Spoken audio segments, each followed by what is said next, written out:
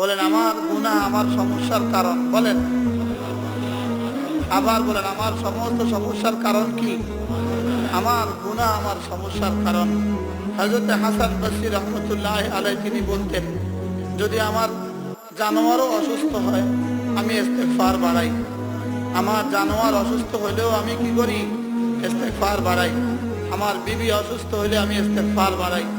আমার গুনাহের কারণে আমার জানোয়ার অসুস্থ, আমার ঘোড়া অসুস্থ আমার গুনাহের কারণে, আমার মুরগির খামারে মুরগি মরে যায় আমার গুনাহের কারণে, আমার গরুর খামারে গরু অসুস্থ এটা আমার গুনাহের কারণে, আমার মাছের ফার্মে মাছ অসুস্থ আমার গুনাহের কারণে। বলেন আমার গুনাহ আমার সমস্ত সমস্যার কারণ। বলেন এখানে আমরা যারা আছি আমাদের গুনাহ আসেনি, সমস্যা আসেনি, তাহলে সমস্যার কারণ কি? দেখেন আমাদের দেশে কোনো যেখানেই কোনো সমস্যা হয় একটা তদন্ত টিম করে, কি করে? একটা তদন্ত টিম করে। তো তদন্ত টিম একটা তদন্ত করে রিপোর্ট দাখিল করে, এই এই কারণে আগুন লেগেছে, এই এই কারণে ঘর ভেঙেছে, এই এই কারণে হয়েছে। দুনিয়ার মানুষ শুধুই জাহিরি কারণ বের করতে পারে, বাহিরেরটা বের করতে পারে, কিন্তু ভিতরেরটা দুনিয়ার মানুষ বের করতে পারে না। মূল কারণ হলো গুনাহ। বলেন মূল কারণ কি? বলেন মূল কারণ কি? গুনাহ। যেমন ধরেন এখানে এই পর্দার মধ্যে একটা কেউ ম্যাচ মেরে দিল, একটা কাঠি মেরে দিল, তো তদন্ত কমিটি হলো, একজন যাওয়ার সময় একটা কাঠি মেরে দিল, আগুন লেগে গেল, ধ্বংসযজ্ঞ হয়ে গেল, এ হলো তদন্ত কমিটি। কিন্তু এই কাঠি মারার পেছনে একটা হাত আছে, ওই হাতের পেছনে একটা দিল আছে, কিছু কারণ আছে। বুঝেন নাই কথা? ম্যাচ কি অটোমেটিক মারছে না, এটা পেছনে হাত আছে, হাতের পেছনে কি আছে? দিল আছে। আর দিলের পেছনে কি আছে বলেন? কারণ আছে। এই জন্য আমাদের জীবনের সমস্ত সমস্যার কারণ আমাদের গুনাহ। বলেন এই জন্য হাকিমুল উম্মত মুজাদ্দিদ মিল্লাত সাফায়ে নাওয়া আল্লাহু মারখাদা তিনি বলতেন যে বান্দা যখনই কোনো গুনাহ করে এটা উপরে আগুন হয়ে ওঠে। বলেন উপরে কি হয়ে ওঠে? বলেন উপরে আগুন হয়ে ওঠে। আর বান্দা যখনই কোনো নেক আমল করে এটা আসমান থেকে রহমত হয়ে নামে। বলেন গুনাহ করলে কি উঠে? বলেন আগুন হয়ে উপরে উঠে যায়। আর তাসবিহ পড়লে, ইবাদত করলে, জিকির করলে কি হয়? বলেন আসমান থেকে রহমত হয়ে নামে। আসমান থেকে রহমত হয়ে কি এখন নিচে থেকে উঠে আগুন, উপর থেকে নামছে রহমত। এবার তাসাদুম হয়, দুটোটা তাজাদ হয়, টক্কর হয়। আগুনের তাকাদা পুড়িয়ে দিবে, রহমতের তাকাদা না এখনো পুড়াবে না, তো দুটোর মধ্যে সংঘাত হয়। এবার রাসূল বলেন, আল্লাহ তাআলা বলেন সাবাকাত রাহমাতি আলা গযবি, আমার গজব আর রহমত যখন সংঘাত লাগে আমার রহমতটাই গালিব হয়। আমার রহমতটাই কি হয়? বলেন আমার রহমতটাই তখন গালিব হয়। এই জন্যই এখনো দুনিয়া ধ্বংস হচ্ছে না। এই জন্য দুনিয়া কি হয় না? বলেন ধ্বংস হচ্ছে না। হযরত হাকিমুল উম্মত বলেন, আচ্ছা বলো তো দেখি, জমিন থেকে গজব বেশি উঠে না আসমান থেকে রহমত বেশি নামে? এ হলো প্রশ্ন। জমিন থেকে গজব বেশি উঠে না আসমান থেকে রহমত বেশি নামে? আপনারা বলবেন যে জমিন থেকে গজব বেশি উঠে, গুনাহ বেশি হয় এজন্য গজব বেশি উঠে, আর জিকির কম হয় এজন্য রহমত কম নামে। লেকিন হাকিমুল উম্মত বলেন না না, এখনো জমিন থেকে গজব কম উঠে, আসমান থেকে রহমত বেশি নামে। কি বলছে? বলেন এখনো গজব কি উঠে? বলেন কম উঠে, আর আসমান থেকে রহমত কি বেশি নামে। যতদিন পর্যন্ত জমিন থেকে একজন মানুষ আল্লাহ বলনেওয়ালা হবে ততদিন পর্যন্ত রহমতেই বেশি উঠবে, রহমতেই বেশি নামবে। একবার আল্লাহ শব্দ বলা সারা দুনিয়ার সমস্ত নাফরমানের চেয়েও দামি। কেউ হয় আমরা কখনো কোনো কিতাবে এই কথা পাই নাই যে একবার কোনো গুনাহ করলে জমিন থেকে আসমান ভরে দেওয়া হয় নাফরমানি দিয়ে অথবা গজব দিয়ে ভরে দেওয়া হয়, এই কথা আমরা কোথাও পাই নাই। লেকিন এই কথা আমরা বারবার পেয়েছি। একবার সুবহানাল্লাহ আলহামদুলিল্লাহ আসমান আর জমিনের খালি জায়গাটাকে নেকি দিয়ে ভরে দেয়। কোন গুনাহ দিয়ে আসমান আর জমিনের খালি জায়গাটাকে গুনাহ দিয়ে কি করে না? বলেন ভরে না। আর একবার তাসবিহ দিয়ে আসমান আর জমিনের খালি জায়গা নেকি দিয়ে কি করা হয়? ভরে দেওয়া হয়। এই জন্য এখনো জমিনে রহমতেই বেশি নামে। রহমতে কি নামে? হ্যাঁ, সংখ্যার দিক থেকে গুনাহ বেশি উঠে, সংখ্যার দিক থেকে গুনাহ বেশি উঠে, আর মানের দিক থেকে আর গুণগত দিক থেকে রহমতেই বেশি নামে। কি হয় হাকিমুল উম্মাত, হাকিমুল উম্মাত আশরাফ আলী থানভী রাহমাতুল্লাহ আলাইহি তিনি বলেন, আচ্ছা যদি জমিন থেকে গুনাহ আগুন হয়ে উঠে, যে এই আগুন জ্বলে না কেন, এই আগুন জ্বালায় না কেন? তো তিনি বলেন যে কারোর রুমে যদি গ্যাস সিলিন্ডার ব্লাস্ট হয়, তো এটা ততক্ষণ পর্যন্ত আগুন জ্বলে না যতক্ষণ পর্যন্ত ম্যাচের সঙ্গে স্পর্শ না লাগে, যতক্ষণ পর্যন্ত আগুনের ছোঁয়া না লাগে ততক্ষণ পর্যন্ত আগুন কি হয় না বলেন, জ্বলে না। হাকিমুল উম্মত বলেন জমিন থেকে গুনাহ গজব হয়ে উঠে, লেকিন গজব আসে না কেন? বলে আল্লাহ তাআলার হুকুমের অপেক্ষা করে। কি করে বলেন? আল্লাহ তাআলার হুকুমের অপেক্ষা করে। যখনই আল্লাহ তাআলার হুকুম হয় তখন লেগে যায়। যখন আল্লাহ তাআলার কি হয় বলেন, হুকুম হয়, কোথাও জমিন ধসে যায়, কোথাও আসমান থেকে গজব আইসা যায়, কোথাও ঘরে আগুন লেগে যায়, কোথাও অ্যাক্সিডেন্ট হয়ে যায়, কোথাও করোনা হয়ে যায়, এইভাবে আযাব আর গজব হতে থাকে। এই লেকিন যখনই ওই গুনাহের আযাবের সাথে, গুনাহের আগুনের সাথে আল্লাহ তাআলার আমর লাগে, আল্লাহ তাআলার আদেশ কি লাগে, এটাকে আল্লাহ তাআলা বলছেন আতা আমরুল্লাহ, আমার আযাবের আদেশ আসে। আযাবের আদেশ কি আসে? আযাবের আদেশ আসা ছাড়া গুনাহের আগুন লাগে না। কথা বুঝে আসছে বলেন? বারহাল কথা দূর চলে গেছে। হযরত আব্দুল্লাহ ইবনে মাসউদ রাদিয়াল্লাহু আনহু কি বললেন, আমার কি, আমার সমস্যার কারণ কি বলেন? আমার অসুখ কি? আমার গুনাহ। বলেন আমার অসুখ কি? আমার মাথা ব্যথা আমার গুনাহ, আমার পায়ে ব্যথা আমার গুনাহ, আমার পেটে ব্যথা আমার গুনাহ, আমার ডায়াবেটিস আমার গুনাহ, আমার প্যারালাইসিস আমার গুনাহ, আমার স্ত্রীর সমস্যা আমার গুনাহ, আমার ছেলের সমস্যা আমার গুনাহ, আমার দোকানের সমস্যা আমার গুনাহ। বান্দার হার সমস্যার কারণ বান্দার গুনাহ। বান্দার কি বলেন? গুনাহই আমাদের সমস্যার কারণ। বলেন কি বলছি বলেন?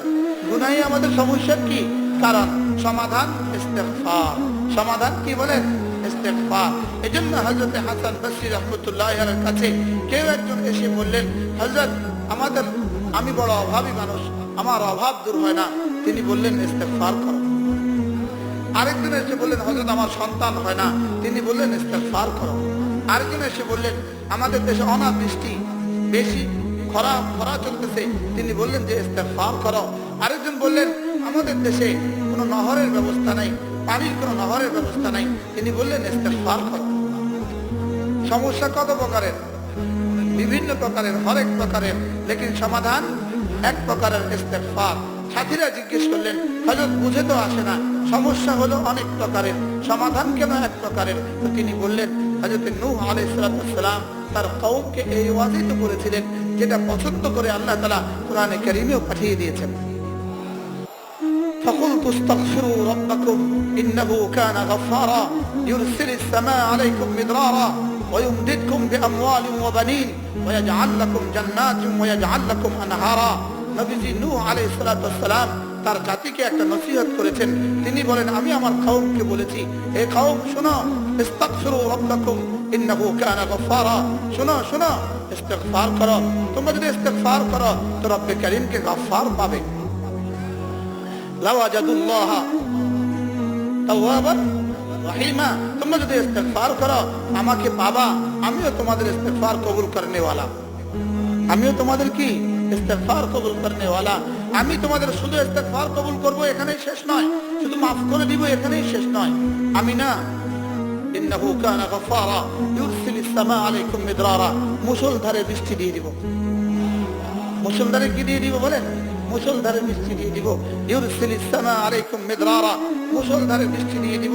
আর কি করব জানো? ওয়ায়ুমদিদকুম বিআমওয়াল, মাল দিয়ে সাহায্য করব। আর কি করব জানো? আর কি? ওয়াবানিন, সন্তান দিয়ে সাহায্য করব। সুবহান। আর কি করব জানো? ওয়াজআল লাহুম জান্নাতিন ওয়াজআল লাহুম আনহারা। তোমাদের বাগানগুলো ফুলে ফলে ভরে দিব, আর তোমাদের নহরের ব্যবস্থা আমি করে দেব। তাহলে সব সমস্যার সমাধান কি বলেন? ইস্তিগফার। আমাদের সব সমস্যার সমাধান আল্লাহ তাআলা ইস্তিগফারের মধ্যে রেখে দিয়েছেন। আজীব বিষয় হলো ইস্তিগফারের মধ্যে এমন কি তাকাত, এমন কি তাকাত। এজন্য হযরত হাসান বসরি রাহমাতুল্লাহি আলাইহি কেউ একজন জিজ্ঞেস করলেন, হযরত সুবহানাল্লাহ এই শব্দের প্রয়োজন বেশি, এই শব্দের দাম বেশি, না আস্তাগফিরুল্লাহ এই শব্দের দাম বেশি?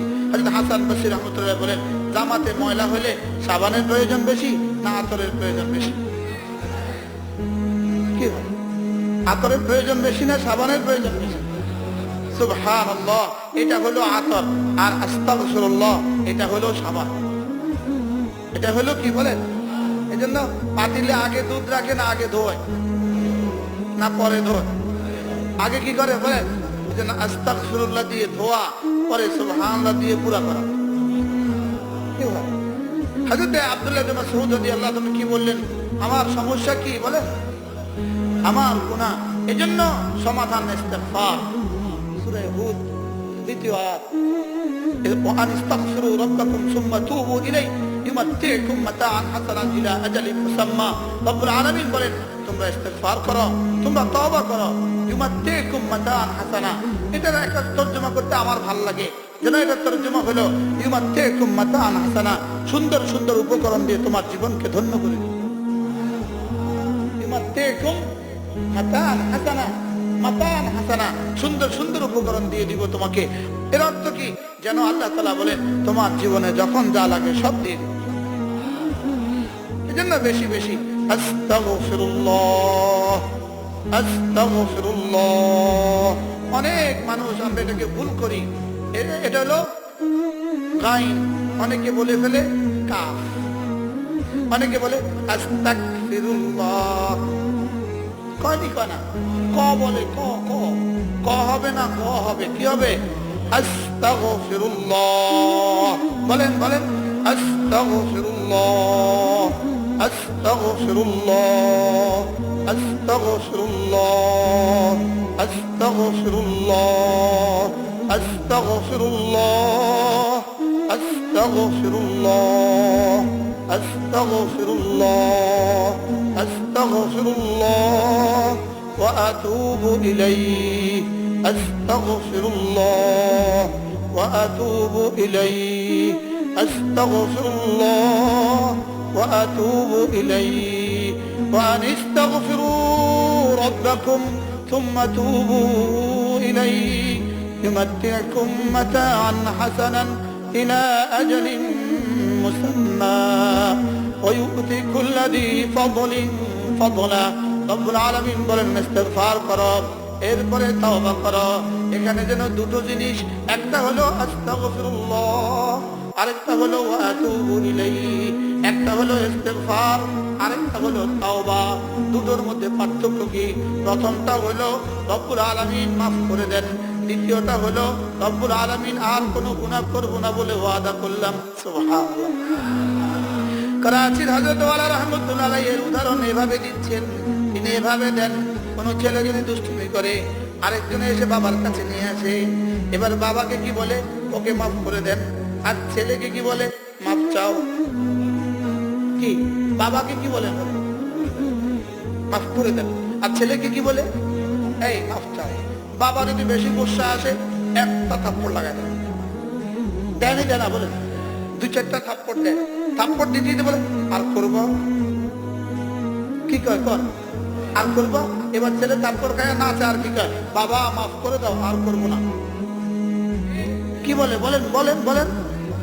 আব্বু মাফ করে দাও, আর শব্দ বলেন, মাফ করে দাও, আর করবো না। তো বাবা জিদ আরো 2-4টা লাগায়, আর 2-4টা লাগায়, লাগায় এবার শেষে কর যাও ঘরে যাও। সুবহানাল্লাহ বলবেন।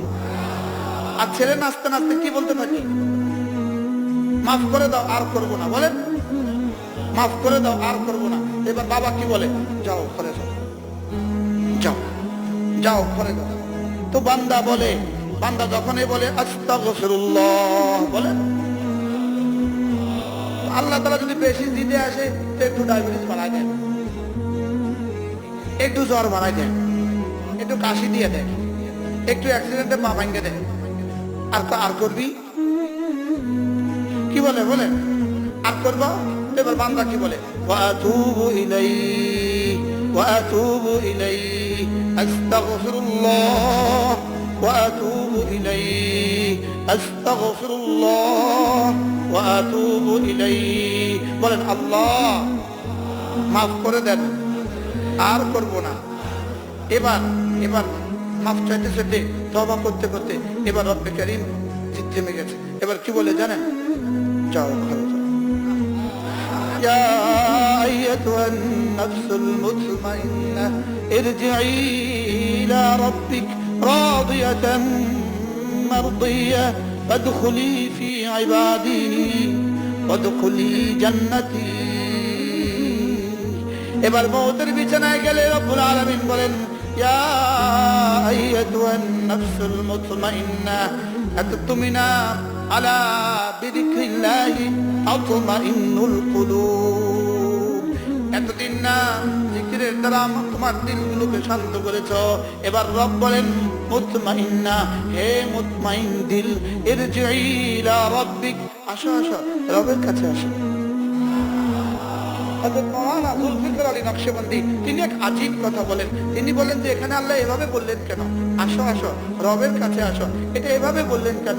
তিনি বলেন যে যদি মুরগি, এই বাচ্চাওয়ালা মুরগি না বাচ্চাদেরকে থাবা দেয়, বাচ্চাওয়ালা মুরগি কি করে? মানুষকে থাবা মারে না, সবল মারে। তো বাচ্চাওয়ালা মুরগি এই 3 বছরের বাচ্চাকে থাবা মারছে। এবার মা দেখছে ওই বাচ্চা ওখান থেকে চিল্লায় উঠছে, মা, আম্মু, চিল্লায় উঠছে। আম্মু এখান থেকে বলে, আম্মু, আম্মুর কাছে আসো। সুবহানাল্লাহ বলে। এবার মা কি বলে বলেন? বাচ্চাটা আম্মু, মাও কয় কি আম্মুর কাছে আসো। জুলফিকার নকশবন্দি বলেন এখানে আল্লাহ তাআলা বলেন, ইরজিই ইলা রাব্বিক। মওতের সময় শয়তান যখন থাবা মারে, রব বলেন ইরজিই ইলা রাব্বিক। মা যেমন বলে মার কাছে আসো, রব বলে রবের কাছে আসো। কি হয় এখানে? মা কি বলে? আয়েশার কাছে আসো। মা এটা বলে আয়েশার কাছে আসো, এটা বলে না। কি বলে? সব মাই কিন্তু বলে আম্মুর কাছে আসো। কি বলে? আর আল্লাহ তাআলা বলেন ইরজিই ইলা রাব্বিক, ইরজিই ইলা রাব্বিক, আসো আসো। এতদিন যাকে রব বলেছো, সুবহানাল্লাহ, এতদিন যাকে দাঁড়িয়ে দাঁড়িয়ে রব বলেছো, এতদিন যাকে ঝুঁকে ঝুঁকে রব বলেছো, এতদিন যাকে সেজদায় গিয়ে গিয়ে রব বলেছো, এতদিন যাকে প্রতিদিন 352 বার রব বলেছো, দাঁড়িয়ে দাঁড়িয়ে 32 বার বলেছো আলহামদুলিল্লাহি রাব্বিল আলামিন। বলেন আলহামদুলিল্লাহি রাব্বিল আলামিন। কতবার বলছি ডেলি? 32 বার। কতবার? আলহামদুলিল্লাহি রাব্বিল আলামিন। হ্যাঁ, কোন মানুষ যদি একবার বলে আলহামদুলিল্লাহি রাব্বিল আলামিন, রাসূল বলেন আল্লাহ তাআলা তাকে সঙ্গে সঙ্গে 30টা নেকি দিয়ে দিবেন। বুখারী শরীফ। কোন রাগ নাই। সালাতুনা হাসানা, রব তাকে 30টা নেকি দিয়ে দিবেন। কত নেকি? শুধু যে এটাই পড়েন আলহামদুলিল্লাহি রাব্বিল আলামিন, বলেন বলেন বলেন। যদি এটা এক তাসবিহ পড়েন কেমন হয়? এটাই যদি ডেইলি এক তাসবিহ পড়েন কেমন হয়? আলহামদুলিল্লাহি রাব্বিল আলামিন বলেন। তাহলে দাঁড়িয়ে দাঁড়িয়ে বলেছি আলহামদুলিল্লাহি রাব্বিল আলামিন 32 বার। সুবহান রাব্বিয়াল আযীম বলছি 3 32 96 বার। রব্বানা লাকাল হামদ বলেছি 32 বার। সুবহান রাব্বিয়াল আ'লা বলেছি 192 বার। সুবহানাল্লাহ। আপনারা বলেন নাই? আজকে বলেন নাই? হ্যাঁ, কতবার বলছেন? 192 বার। কতবার? 192 কমপক্ষে। যাকে প্রতিদিন 352 বার বলেছি, রব বলেছি 352 বার। পৃথিবীর কোন মা তার সন্তানকে ডেলি 352 বার ডাকে না। পৃথিবীর কোন সন্তান তার মাকে 352 বার ডাকে না। পৃথিবীর কোন স্ত্রী তার স্বামীকে 352 বার ডাকে না। যত প্রিয়তমা স্ত্রী হোক, যত প্রিয়তম স্বামী হোক, সৌদি আরব থেকে যদি 352 বার ডেলি ফোন দেয়, কি অবস্থা হবে? কি পরিমাণ বিরক্ত হবে? আর এখানে আমি আমার রবকে 352 বার রব বলেছি। কতবার বলেছি? আরে আমরা যারা আছি কাফের, আমরা না বলে 352 বার। এই আল্লাহ ওয়ালা তো বলে হাজার হাজার বার। কি এনারা তো এশাকে বলে, এনারা তো চাষতে বলে, এনারা তো তাহাজ্জুদে বলে, এনারা তো নওয়াফেলে বলে, আসরের আগের সুন্নতে বলে, এশার পরে নওয়াফেলে বলে। বলে কি বলে না? বলে আউয়াবিনে বলে। আমরা যারা গাফেল আছে আমরা না বলি কতবার? 352 বার রবকে রব বলছি। সুবহানাল্লাহ। এই জন্য রব্বুল আলামিন বলেন আমাকে 352 বার করে রব বলেছ। আজকে আসো রবের দিকে আসো। সুবহানাল্লাহ। ইরজিই ইলা রাব্বিক, আসো আসো রবের কাছে আসো। ইরজিই ইলা রাব্বিক, আসো আসো রবের কাছে আসো। কেমনে আসবা? রাদিয়াতান মারদিয়া, রাদিয়াতান মারদিয়া। এটা তারকিবের মধ্যে হাল হয়েছে। কি হয়েছে? হাল। অর্থ কি? রাদিয়াতান মারদিয়া। কিভাবে আসবা? এভাবে আসো, তুমিও রাজি আমিও রাজি।